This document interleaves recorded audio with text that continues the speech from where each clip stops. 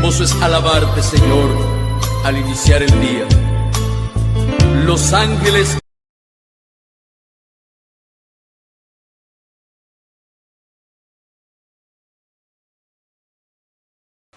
el árbol podrido de la revolución, sí, yo he dicho. Cuando tengas dudas sobre un árbol, déjalo crecer, que por el fruto lo conocerás. El mismo fruto del año 80, como yo lo aprecio, el mismo fruto del 11 de julio, el mismo fruto del juicio que me hicieron. Ese es el árbol que tenemos, esa es la realidad que tenemos. Mi posición no quiero que sea en lo adelante tan contestataria. Hasta aquí he luchado contra todas las banderas y me han traído hasta esta situación. Creo que a partir de ahora debo ser un poco más analítico para responderle lo que me preguntaba o concretarle. Mi participación ahí fue 50 segundos y caminé 50 metros. Y le dije, oficial, yo supuse que fuera oficial, usted está grabando a los que no son comunistas, grábeme que yo no soy comunista, y caminé diciéndole, no soy comunista, grábeme que no soy comunista. ¿Eso nada más? Eso.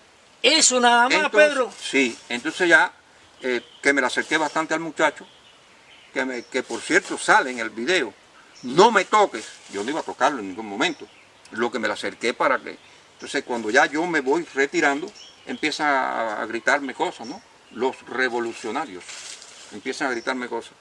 Escoria, ponte a trabajar, vago, delincuente. Entonces yo le contesto algunas cosas desde el medio de la calle, porque estaban ellos en el centro de la calle, armados con sus palos, y por una acera y por la otra estaban las personas allí normal, que habían unos cuantos, habían bastantes. Y entonces le dije yo, mira, tengo callos en las manos de trabajar, trabajos manuales, porque no quepo en mi profesión, por el fraude y el globo que es este país. Pues, allí le dije también lo del asesinato moral ese que hicieron, que incluyó hasta la ministra que nos dio la espalda también. Y Agustín, entonces, va para la perseguidora, va a Valle Grande, 5 años ya, y se acabó el cuento de Pedro. Antes que continuemos, porque está muy interesante lo que me estás contando, porque no solo hay violación de derechos, sino hay un tipo de fascismo sin llegar a los hornos de los campos de concentración. Casi te están introduciendo en un horno de campo de concentración, y solo por ser cívico. Bueno, yo quería aclarar para ti y para todos lo que se habla de contestatario, porque se ha satanizado mucho a la oposición en Cuba, calificándonos de contestatarios por ser solamente cívicos, honestos, honrados y decir la verdad. Contestatario es un término utilizado, sí, por el gobierno para un poco que denigrarnos. Pero nosotros solamente, como tú, como yo, como lo estamos ejerciendo aquí, ejercemos los derechos humanos, de la cual Cuba es signataria, firmante y gestora desde el año 1948. Solamente que no pedimos permiso para ejercer nuestros derechos. Los ejercemos y ya. Entonces, todos nosotros, los defensores de derechos humanos, los que hablamos la verdad, los que somos transparentes, honrados, con honor, decimos lo que sentimos y lo que pensamos, sin ejercer violencia, estamos calificados como un flagelo a la sociedad. Y esos calificativos que te intentaron imponer, quizás muchos de los que estaban ahí son los que los tienen. Son los vagos, delincuentes, porque hay una gran parte de delincuentes que utilizan, por su perfil psicológico, lo utilizan en las fuerzas represivas. Yo no quisiera hablar mucho más de mí. Bueno, no, pero es que a mí me interesa como periodista, a mí me interesa hacerte esas preguntas. E incluso quisiera, si el término de la conversación usted lo permite, llegar más bien a qué es lo que vamos a hacer, o qué es lo que estamos haciendo algunas personas, y cómo debemos darnos diferentes cosas, y yo darle el criterio que tengo respecto a eso. Por último, con respecto a estas cosas que decíamos, de la palabra contestatario, siempre se busca una palabra. Gusano, disidente, se ponen palabras. Terrorista. Escoria, pagado. Pero si usted va y lee en la palabra refiere a los intelectuales, por ejemplo, él decía, un intelectual deshonesto sabe lo que tiene que hacer. Ya está poniendo la palabra deshonesto. Y los que son honestos y no le cuadran lo que usted está haciendo, comandante, sin que siempre aparece la palabra, la suposición. Y entonces, si nosotros vamos a otras personas que que han pensado con seriedad en esto, mentes brillantes. Mayakovsky decía, sé la fuerza que tienen las palabras, son campanas que tocan a rebato. Y que se vaya a la escuela, tocan a rebato, tocan a impulso, tocan a pasiones. A fanatismo. Vamos a Erasmo de Rotterdam, que decía, Dios repartió las pasiones por todo el cuerpo y dejó a la razón un recóndito lugar de la mente.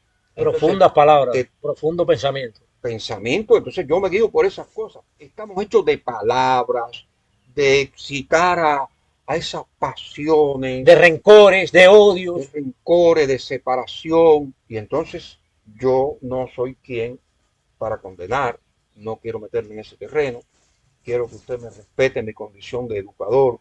Estoy trabajando en buscar mi condición cívica y de educador. Y lo que emane de ahí, que pueda resultar de algún liderazgo o de alguna guía espiritual, de algún ejemplo que dé, ese sea el resultado. Toda buena obra es bendecida. Sí. Y si eso es buena obra. Bueno, se puede certificar, se puede corroborar que es buena obra. Corroborar que es buena. Y siempre aporta algo. La más simple de las existencias modestas siempre nos dejan una enseñanza. A ver, yo me he buscado problemas. Quiero que sepas algo. Mira, por eso, por tu transparencia, por tu honestidad, por tu honradez, por tu civismo, es por lo que tú estás aquí hoy. Voy a aprovechar, Agustín, magnífico momento para hacer una aclaración. Algo que me ha traído problemas con más de un intelectual ya, y no intelectual, pues, activista muy responsable, y me han dicho, Pedro, lo que yo no sé por qué tú planteas, por eso voy a aclararlo aquí, por qué tú planteas que los intelectuales son los que se tienen que replantear el país. Quiero aclarar eso. Eso se puede quizás decir de distintas formas. Yo lo voy a aclarar del siguiente modo. No todas las personas tienen la capacidad para tener una visión general o lo suficientemente general del fenómeno que realmente sirva de coordenada para todos. ¿Me entiendes? Y esa es la primera aclaración, que hay personas que es que no están preparados para eso. Yo lo viví, hay muchachos ahí del 11 de julio que no saben expresar las ideas de la forma que las expreso yo, pero hay que no son intelectuales, es decir, que no son graduados, me refiero, no son universitarios, y son más intelectuales que yo, porque hablan, y eso se da en la calle, eso se da en todos lugares. Así que esa es la primera aclaración. Y la otra sería que cuando yo digo intelectuales, no importa que sea graduado universitario, no, me refiero a personas que sean capaces que tengan razonamientos lógicos, intelectual de intelecto, que tenga un intelecto, que tenga un arsenal de conocimiento, lo haya adquirido en un aula de la universidad o dándose cabezazo en la calle y leyendo libros por la noche de forma independiente, ¿me entiendes? O de forma autodidacta. Es decir, que yo creo que las personas que estén un poco más preparadas son los que están llamados a elaborar una coordenada. Agustín, porque es que no hay coordenada. No tenemos una coordenada. Me alegro que toquemos el tema, ese tema. No hay una coordenada para regirnos, porque no tenemos gobierno. Yo no considero que lo que existe es un gobierno. Hay una representación. Pero dentro de la oposición tampoco hay una coordenada. A eso. Hay un grupo de militares ahí, militares, que bueno, están manteniendo las cosas a través de los mecanismos estos de represión que tienen, y lógicamente eso no puede ser una coordenada para encauzar la nación, ¿me entiendes? Entonces cuando vas a la oposición te das cuenta que lo que se está haciendo es periodismo. Y le voy a decir algo. Y a veces derroche de valentía en términos individuales que no conducen a la sociedad a un triunfo. Malgastan balas, recursos, mente. Entonces, yo creo que la política la hacen los políticos y puede dar dinero. El periodismo lo hacen los periodistas y puede dar dinero. Agustín, la historia la hacen los estrategas y casi nunca da dinero. Hacer historia cuesta dinero, cuesta tiempo, cuesta la libertad como me costó a mí, y puede costar la vida como me pudo haber costado a mí en las huelgas de hambre. Entonces yo no estoy tratando de hacer historia, yo estoy tratando de ser un educador en la medida de mis posibilidades, y ya seré un pedacito de la historia. Algo tengo que ser, no, aunque sea una molécula, que tendré un alcance hasta hasta donde sea posible, porque le voy a decir algo, yo tenía la imagen de que cualquier opositor siempre tenía una aspiración política, una aspiración. Hay que ver la cantidad de personas que lo que quieren es que se produzca un cambio, contribuir a que ese cambio sea lo menos violento posible, que es lo que me interesa a mí. De que nos interesa a ambos y a muchos más. Y a casi todo el mundo. Entonces, ¿por qué digo esto de que se produzca el cambio? No, para mí ya está aconteciendo. Y está aconteciendo de forma violenta, como fue el 11 de julio. Entonces hay que tratar de que sea lo menos violento posible. Y ahí es donde estoy trabajando. Tratar de que sea lo menos violento posible. En mi condición de educador, yo quisiera plantear las cosas como las veo. De hecho, las estoy planteando como las veo. Y tratar de avalarlas con mi actitud. Dentro de poco voy a tener que asumir actitudes, me parece, nuevamente riesgosas. Muy riesgosas. Porque cuando vaya allí al tribunal el día 17. ¿Está citado para el día 17 en el tribunal? Sí, ya llegaron los papeles porque había apelado, uno de los muchachos apeló y entonces ahora fue que llegó la apelación y estaban todos los papeles, porque somos 11 en el caso. Y entonces vamos a ver qué condiciones me piden y vamos a ver si yo, en mi condición de hombre, elementalmente de persona, yo puedo admitir que por decir que no soy comunista, que me firme que yo no soy comunista, hay que meterme 5 años de prisión. Y ahora tengo yo, ve, firma la semanal, firma mensual, no puede salir de la provincia. A mí me parece que es mejor morirme que obedecer a eso. Y le digo algo, estuve en prisión 1 año, conocí la prisión, pasé por distintas galeras, no le tengo miedo a la prisión. Si cometo un error, un delito, y tengo que volver a prisión, puedo asegurar que voy sin miedo. Pero en este caso va a ir a prisión y por ningún delito. Pero no puedo, yo no puedo aceptar eso. De eso no quiero hablar más. El Ministerio del Interior sabe bien cuál es mi posición, mis amistades saben cuál es mi posición, mi familia sabe cuál es mi posición. Mi hijo le dijo al oficial en la última huelga de hambre, porque siempre llaman para a través de la familia tratar de ablandarte o de resolver la situación. Y mi hijo le dijo, si quieren, quédense con el cadáver. Así es que ahí la mesa está servida. De eso no vamos a hablar más, vamos a ver qué viene. Yo voy para ahí el día 17, a ver qué me dicen, porque es que no lo puedo aceptar como hombre. Como decimos el cubano, me están pasando el pie, Agustín. Además, eso es, en los carnavales, en contra de tu dignidad. Me están pasando el pie, como se dice en la calle. Pero es que como educador no puedo admitir eso. Como el médico va a coger, le va a poner algo ahí para bajarle la presión, pues la tiene alta, si usted sabe que le va a descompensar el corazón o le va a reventar los riñones. No puede. Esa inyección no puedo ponérsela por esto y esto y esto. No puedo admitir esa humillación. Ni por mí, ni por esos muchachos del 11 de julio que dejé ahí en las prisiones. Ni por el ejemplo que debo dar para la nación que yo espero que haya que construir. Te voy a decir algo muy personal. Yo estoy contigo, pero no estoy con tu huelga de hambre. No apoyo la huelga de hambre. Eso me lo ha dicho todo el mundo. Estoy dispuesto a, si hay que ir a protestar a la prisión, si hay que ir a protestar al tribunal, si hay que ir a protestar frente al Palacio de las Convenciones, si hay que ir a protestar frente al gobierno en el Capitolio, estoy dispuesto a hacerlo. Pero no apoyando tu huelga de hambre, sino apoyando tu actitud cívica, humana, cubana, patriótica y cristiana. Muchas gracias. Hasta el final voy contigo por eso, no por tu huelga de hambre.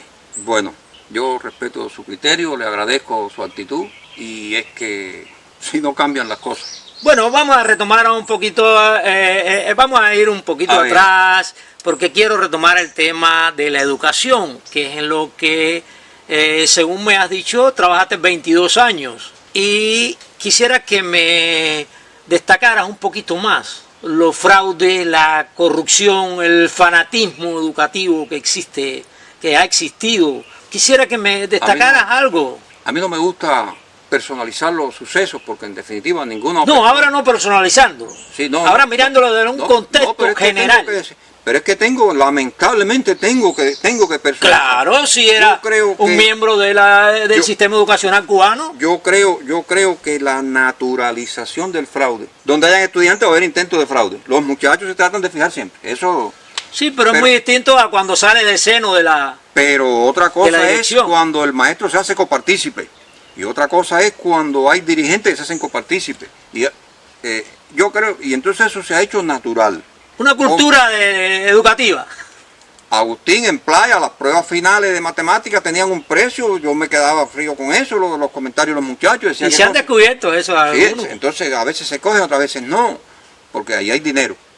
Y entonces esa naturalización del fraude, yo creo que nace de la quizás buena intención del promocionismo, a mi modo de ver, que Fidel le orienta al gallego Fernández que lo encauce. Un promocionismo para que el mundo vea que aquí, ¡fuácata! Es duro. No me gusta personalizar, pero yo creo que esa fue la semilla que se sembró para dar ahora este fraude académico naturalizado que tenemos. Yo me erizo. Los muchachos están aprobando, Agustín. ¿Cuántos repitieron? Nadie. ¿Y cuántos saben el contenido? Tampoco. Entonces hay un desfasaje ahí tan grande entre el conocimiento real que tienen los niños, los alumnos, y lo que deben saber es demasiado grande. Siempre hay esas diferencias. Ningún alumno se va a aprender, dime tú, un alumno que dé 11 asignaturas, sabérselo todo de las 11 asignaturas. Pero bueno, para eso es que se evalúan los aspectos que son fundamentales, otros no. ¿Te das cuenta? Para que los alumnos que no tienen con esa capacidad, bueno, aprueben con 60 y otros tengan la oportunidad de tener 100. Unos tienen 100 en otra asignatura y suspenden otra. Unos son muy buenos en las ciencias exactas, otros son en las letras. Esas cosas son naturales. La diferencia es natural. El intento de fraude y situaciones de fraude siempre se dan. Pero que sea natural, que están comprando pruebas, que están vendiendo pruebas, que a veces te cogen, otras veces no te cogen. Pero voy ahora a otra cosa. No es solamente que compro pruebas, vendo pruebas o le hago regalos al maestro para que apruebe. Es que el maestro se busca un lío grande cuando le suspenden muchos alumnos. Entonces está lo que se llama aclarar el examen. Entonces hace una aclaración del examen que prácticamente es decirle la respuesta. Que en la naturalización del fraude intervienen ya los fraudes que son los más corruptos, que es el caso de que el maestro o algún dirigente entre en la compra y venta de pruebas. Pero hay otro también, que no es precisamente porque se compre, se venda, sino el regalo para el maestro, para que el alumno lo apruebe, los padres le hacen regalo, etc. Pero hay otro más, que ese es mucho más frecuente, y es que el maestro, cuando le suspenden muchos alumnos, se busca un gran problema. Con la dirección de Con la dirección y con el poder popular y hasta con la ONU, yo creo que por ahí para arriba. Entonces está casi por todas partes, está casi obligado a no. Si tú no vas a dar una buena promoción, no vayas para la escuela, te van a linchar. Entonces tienes que fajarte ahí con esos alumnos que de por sí traen poca base de grados anteriores. Y bueno, ya te digo. Entonces los maestros a veces pasan aclarando la prueba, que yo digo, no, pero no están aclarando la prueba, lo que están aclarando es la respuesta. Porque, bueno, puede haber una pregunta que se preste. Digo, profe, esta pregunta 3, acláreme la pregunta. Entonces, mira, esa pregunta, me aclara la pregunta. No, lo que te aclaran es ya la respuesta. Entonces, sí, usted se ríe, pero... Bueno, no, pero es que me río, pero con dolor. Con dolor. Y es cierto, yo le digo que eso es cierto. Y es bastante generalizado. Eso es naturalizado. Entonces llegamos a otra cosa. Eso sí es ya... Eso es ya indeseable, eso es un extremo. Ya no es solamente el maestro de la asignatura. Maestro copiando en las pizarras las respuestas. Duro. Fuerte. Y eso no le voy a decir que está generalizado. Hay que ser honesto. Pero si se da, no hay problema. Entonces, cuando este señor que está aquí ha chocado con eso, una y otra vez, se vuelve un contestatario, se vuelve un... Por eso te aclaraba ahorita lo de contestatario. Un gusano. Un subversivo, ya pasé por la categoría de gusano, no sé ahora qué cosa me van a poner. Terrorista. No, sin armas. Terroristas pacíficos. ¿Cómo se consiente terroristas pacíficos? Hombres de paz, porque nosotros somos hombres de paz. Entonces, Agustín, hemos hablado de la educación. La carencia de maestros, eso es terrible. Aquí mismo hay una situación aquí en el Globo. Primer grado no tiene maestro. Los padres de los pequeños niñitos están pagando particulares 100 pesos diarios, sí. 100 pesos diarios, pues porque no tienen maestro. Entonces, hay un éxodo de maestros. Ahora hay doble éxodo de maestros. Maestros que se van del país, que se graduaron ya y tenían un dominio más o menos del trabajo y se van del país, y otros que se van del oficio. Entonces se van a trabajar para una cafetería que le pagan, no sé, trabaja si el día completo 500, 200, 1000 pesos, no sé. Y entonces en el aula tienes que soportar las malcriadeces de los muchachos, las malcriadeces de los padres, las malcriadeces de todo el mundo ahí, y a veces el salario no te da para sazonar los frijoles. Cuando te compras un repollo core, un mazo de una ristra de ajo, 2 repollos core, ya se te fue el salario. Entonces imagínate, hay un éxodo y entonces hay que buscar a alguien que dé las clases. Ahí están poniendo muchachos de la universidad, de la